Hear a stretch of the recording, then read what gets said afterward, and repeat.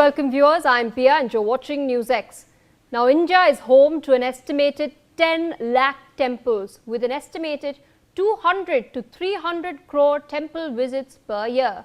Devotees are estimated to donate between rupees 2.5 lakh crore and rupees 3 lakh crore annually. These offerings are an expression of faith and devotion, made to seek blessings, fulfill vows and express gratitude, as well as support religious and charitable activities. Now, recent reports of alleged donation-related irregularities at the Ram Mandir and the reported gold theft at Sabarimala have once again raised an important question. Is it time to make temple donations more transparent? Should every major temple voluntarily publish annual audited accounts, details of donations received, major expenditures and inventories of valuables? Should digital payments such as UPI be encouraged to create a transparent audit trail? Should independent audits and stronger accountability become the norm across all major temples, irrespective of who manages them? This is not a debate about faith. It is a debate about accountability, because every rupee donated by devotees is given in trust, and that trust deserves the highest of standards of transparency. NewsX is thus launching Save Our Temples, a temple transparency campaign that calls for greater openness, stronger accountability and best-in-class governance in the management of temple donations across India.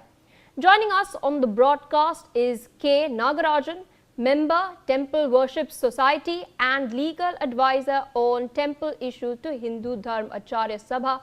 Also with us is Sanjay Sahai, former ADGP, Karnataka Police, and Himanshu Bhatt, senior journalist. Thank you all so much for taking our time and speaking to us on NewsX as we launch this particular campaign.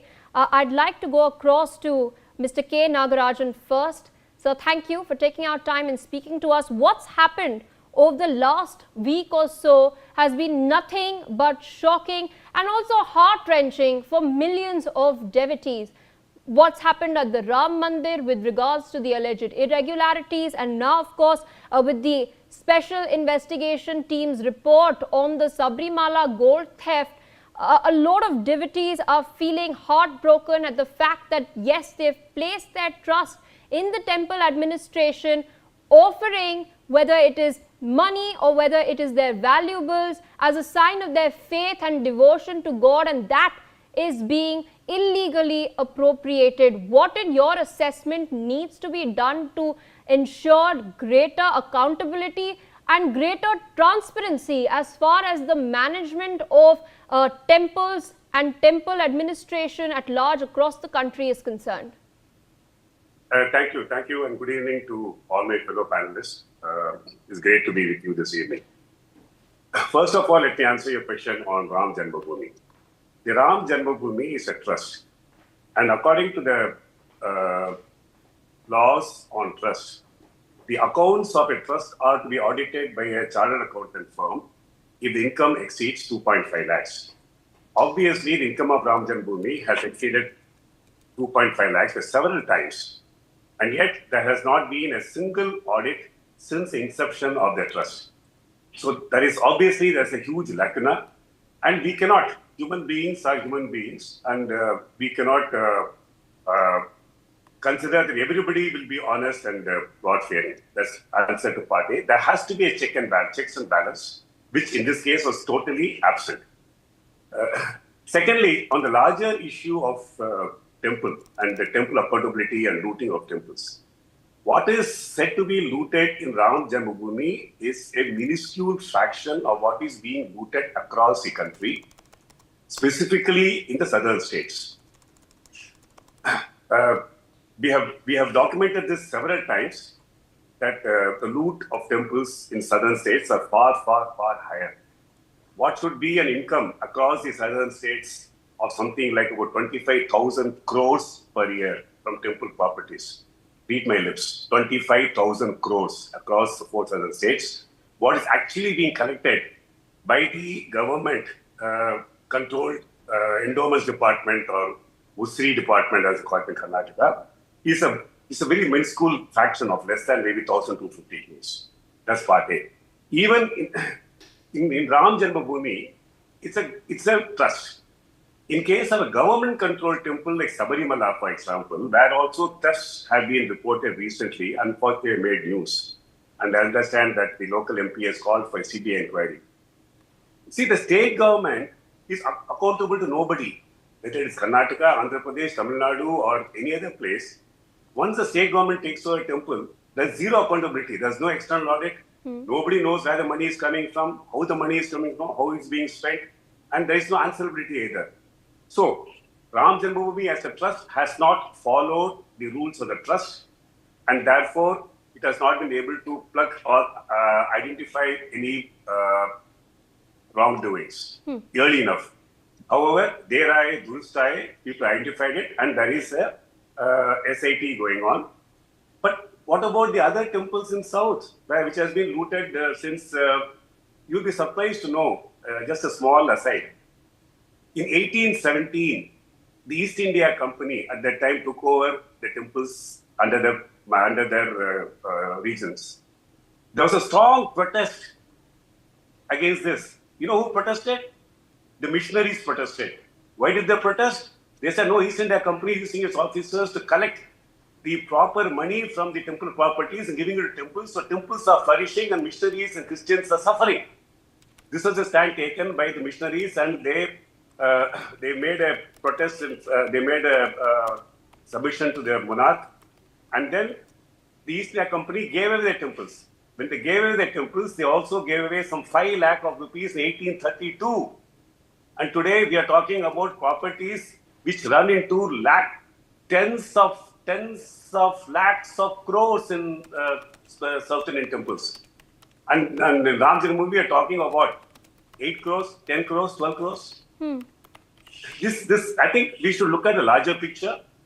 A group of people, including senior advocates and Hindu Dharma, under the leadership of Hindu Dharma Acharya Sabha, has suggested a temple management framework with proper checks and balances, a 2-tier structure where there is a management at temple level and there's a supervisory level, which will look into both the dharmic and Sampradayic activities of temples. When Mr. Bombay was the chief minister, this report was made. Unfortunately, he could not take it up, and his government fell, and the report is gathering dust. So we need a 2-tier management where there is a local management of trustees and there is a regulation on top of them to supervise not just the monetary aspects of the temple income, but also the religious or Sampradayic functions of temples. Absolutely. I'd like to rope in Mr. Sanjay Sai into the discussion over here. As pointed out by Mr. K. Nagarajan, it's important for audits to take place. That was one of his first few points. We see a lack of these audits taking place, and even then, there is a lot of interference that happens. Should then independent audits and stronger accountability thus become the norm? And that's not all, since we're living in a digital era. Should then inventories of the valuable items that are possessed by the temple also then be published digitally online for public to access it and to scrutinize from time to time? Are we talking of discrepancies, financial irregularities, theft, or we are talking of an outright collusion, which is primarily the case in most of the temples across the country, and more so in the present with the Ayodhya temple, which we are talking about. And when we talk of audit and audit being third party and all that, I think everything is taken care, either by the regulator or the government department. The government department or the regulator, as the case may be, the endowment or what board or whichever is the organization within the state government, has decided to collude and decided to be a bystander in these cases, or as far as the trusts go, I think nothing great can be done about it. As far as the temple management is concerned, temple management generally has absolutely no idea how an organization or a trust or a financial organization should run. And here you see in the Ayodhya temple also, there's absolutely nobody who has any idea of finances run. Now, that brings us to the next question. That when you don't know how finances run, you have absolutely no idea of the core work which is being done. They're really leaving aside the religiosity part of it. And when you finally come up with the SIT, there are illegalities which are happening today also. Now, SIT is preceding FIR. May 4th, it comes to light that there is a bag full of coins somewhere in the washroom near the counting center. Now, from May 4th till 24th of June, what has been happening? So, there are n number of things and n number of factors which are playing day in and day out. And bringing it solely that if you put in a new system in place, things will not happen. I don't think that is going to happen because the same people and the same set of people have literally derived power, position, money, literally anything and everything, religious, political, social, or otherwise. They will still keep ruling the roost. Just because you have been a part of the movement for Ram Janmabhoomi does not give you the authority and the claim to run the Ram Janmabhoomi Trust, which has lots of things which has to be done with it. The land transaction took place, I think, somewhere in 2020 or so. It was red flagged then as well. Currently, Mr. Niranjan is talking about 6 crores, 70 lakhs and things of that nature, 70 lakhs, I will say. Do you expect that this is the nature of actual embezzlement which has happened? And all these people, the 8 people have been dealing only with cash. Where are the valuables? 1,250 pieces, gold jewelry, silver and diamond studded jewelry. That itself is missing. Supreme Court feels that there is no necessity for urgent hearing of this case. When we have urgent hearing of variety of political cases, government formation and sorts of things. I'll come to the crux of the whole problem. Crux of the problem is that the government is not ready to act, control and monitor these trusts. So one is where the regulator is outside that particular trust, as in the case of Ayodhya. There are lots where the government itself handles that. When the government, as in Tirumala and might be Sabarimala, all these places, government itself handles it, and government is not interested in running a very smooth sort of operation. Next is, when there is embezzlement, theft or something of this nature which comes to light, it becomes a political matter. Let me make it very, very clear that whether it is Ayodhya, whether it is Sabarimala, it is an outright criminal case. And the suspects and the accused and the society at large should handle that as a criminal case, take it through the investigative process, charge sheet them and see to it that they get the maximum punishment in the shortest possible time. That is a better way to bring them into senses rather than we keep doing all the reforms and the reforms not happening. When you talk of the gadgetry, you're talking of digital payments and all that. You think that all the UPI digital payments are tracked. We talk of a very simple technology, which is the CCTV technology and the huge amount of money, which would have gone in the Ram Janmabhoomi Temple in Ayodhya. Now, do we know who the vendor is? Do we have any idea as to what the network is? Do we have any idea where the CCTV is functioning? There is simple video analytics which you find it everywhere on all airports, on all railway stations. If there is an object displacement, if there is a movement where you should not be there, if there is a geofencing. So all these things have not been happening. There are 4 IAS officers who are a part of the trust. Yes. So the cumulative knowledge and expertise which is there, which is phenomenal. Might be Champathara did not know how to run the whole show. There are lots of people who have the capability without taking names.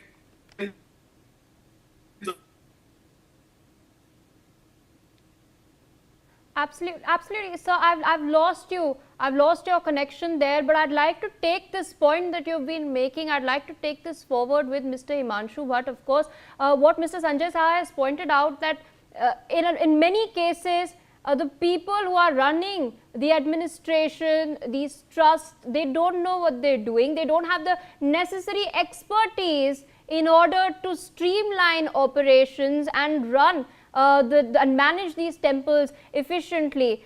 So should then in that case, retired judges, chartered accountants, financial independent financial experts also then be roped in who have this experience? Yeah, let me tell you something. What Mr. Shah was telling, he was telling right things. But then I would put it in a very simple words and say, the crows are black everywhere. Be it east, be it west, be it north, Be it in Ayodhya, be it in Sabarimala, be it in Tirumala. Wherever you go, the crows will always be black. So you have to be aware of those black crows and anticipate these things in the 21st century. Today, when we are talking in terms of, Sanatan economy or a temple economy thriving, if we see 10 lakh temples, a whole nation could thrive, the economy of that nation could thrive through these temples if we really manage it properly. See, it's a gross case. I look at it this way. It's a gross case of mismanagement. There might be faith on a particular person, but if you cannot manage, what will you do? You have to bring in some mechanism, you have to bring in some people who are good enough to manage a particular show. That's very simple. The way you look at it for a function, the way you look at it for a temple, the way you look at it for a mosque, see, everything boils down to day-to-day nitty-gritties and how clearly the rules are defined and rules are adhered to. When you make a particular rule, there must not be an exception for X, Y, or Z. And that's been happening everywhere. You take first the Tirumala Laddu Prasadam issue. See how it all came up a couple of years ago. Then Sabarimala came up. Then now Ram Temple came up. See, it's all a question of faith. People do it with the faith. Those people who have participated for, Ram Mandir Nirman, and they trusted this person and gave him the management, thinking that he would do it nicely. He did not do it. There were aberrations. As you said, you are not even saying that there was an open theft of cash there. Somebody was stealing the money. Somebody was hitting on the faith of crores and crores of people. So to set it right, what first you need to do is set an example and give such a punishment that people in the society, other crores in the society, think 10 times before committing such a crime. That's number one, according to me. And then you try and regulate and improve the system which you have. You're talking in terms of UPI, but do donators are willing to give it through UPI? Through digital payments? No, sir. Then the temples will not collect the donations the way they are collecting today. I'm not going to specify any temple. But in every temple, we have people in the society who would like to go with the stacks of cash and put it in that. That could be 1%, 2% or 10% of their black earnings. I'm not mincing my words. I'm telling you the exact reality that exists in today's Bharat. Our problem seems to be even today that we are not totally with the Sanatan economy, we are not totally Western. And that's why these issues are coming up. And these social issues will cease to come up. They will stop only if the politicization of such issues will stop, but which is not going to stop in our democracy. BJP will blame opposition will blame BJP. That will go on.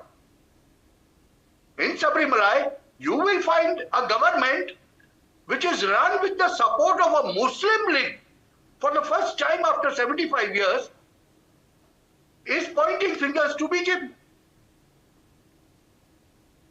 That is also a reality. So in such a scenario, the best outcome could be, you run a temple and you run a temple like a efficient multinational organization with the strict rules and adherence to the rules. When I say that, you have to make the laws in such a way and implement those laws. That is what I'm trying to say. Oh, all right, I'll come back to this point that you're making, but I'll do one last quick round of concluding comments. I'd like to take the first concluding comment from Mr. K. Nagarajan. I'm running short of time. As you pointed out, this is clearly a structural issue. So then, in your assessment, how should it be tackled? First and foremost, just get an independent chartered accountant to audit all the income and the expenditures. Also to have an audit of all the security and security measures that are in place to account for the incomes and expenditure. This is not there. It's not there in any of the temples. Believe me, 17 lakh plus audit objections by the own department. 17 lakh audit objections are pending in Tamil Nadu temples alone. And this audit is being done internally by government. So please, Ayodhya did not have an audit. There was no independent regulation. This is just a symptom. Let's not put a band-aid on it.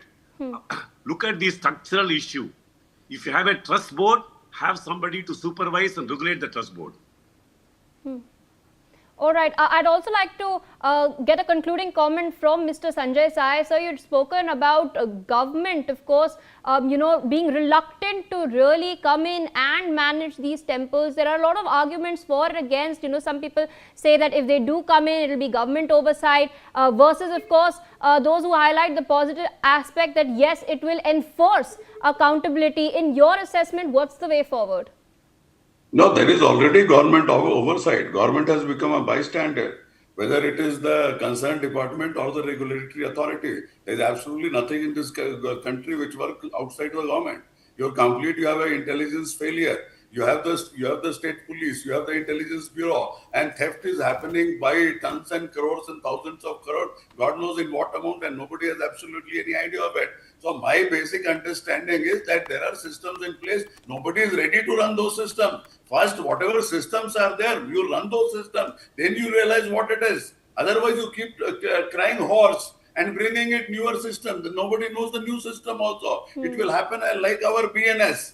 There is a section 403 which was applied in Meghalaya or somewhere, and Sonam is out because there is no section 403. See, the people who run the system, their capability and their expertise, that is in question. Added to that, it is basically a total collusion which we are finding all over the place. Otherwise, all Tom, Dick and Harry, why should they jump that, oh, Sabarimala, you are not saying anything. In Ayodhya, you are saying something. Same people are speaking in 10 different languages at the same time.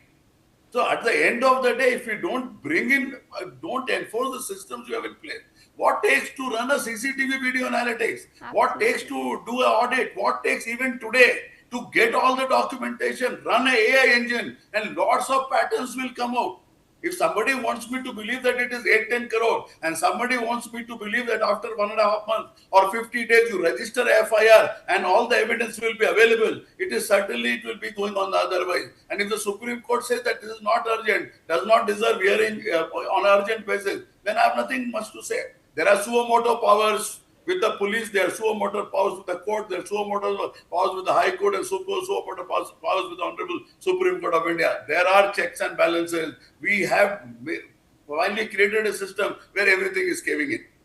And Mr. Himanshu, but last word to you. You, of course, recommended that the temple administration must be run like an MNC. So, in your assessment, should there then be fixed tenures for these administrators, and should there also be regular performance and integrity checks that take place? Yes, what you said last comes first. Integrity and performance checks. Because on one side, we have been continuously saying, asking from the government, a section of our society has been asking from the government that, leave the temples to us, give us the charge, we will run it. But then this is a big red flag here. What has happened in Ayodhya?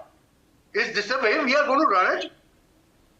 The basic question here is, it's the question of first integrity and then, devotion to your job.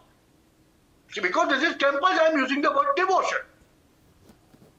So such things need to come first, integrity needs to come, then it's only then, as I said right in the beginning, the crows are black always. We should not forget that fact right at the beginning. You are going to see, it's no use, It's no use saying that this fellow did a theft and that fellow did a theft. No, crows are going to be crows. That's that characteristic. So to control them, you have to have these tools of integrity and, MNC-like behavior in our temples too, so that those people are afraid of getting into it. Absolutely, sir. With that, I would like to thank all guests who